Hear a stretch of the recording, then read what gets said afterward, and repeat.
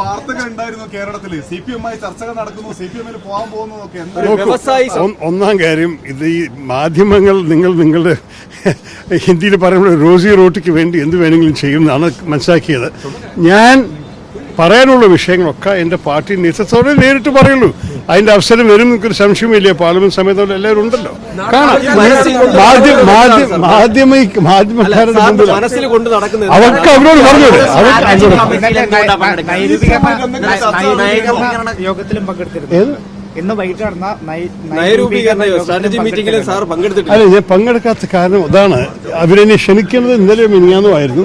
അപ്പോഴേക്കും ഞാൻ ടിക്കറ്റ് മേടിച്ച് കഴിഞ്ഞ് ദുബായിൽ തിരിച്ചു വരാൻ. പാർലമെന്റ് നാളെ കാര്യം ഞാൻ ഡൽഹിക്കാണ് ടിക്കറ്റ് മേടിച്ചത്. അപ്പൊ തിരുവനന്തപുരത്തും ഇതും ഇവിടെ ഞാൻ കൂടുതൽ പറയുന്നില്ല. അതൊക്കെ ചർച്ച നടന്നുള്ള കാര്യത്തെ തള്ളിക്കളയാണോ ചെയ്യുന്നത്?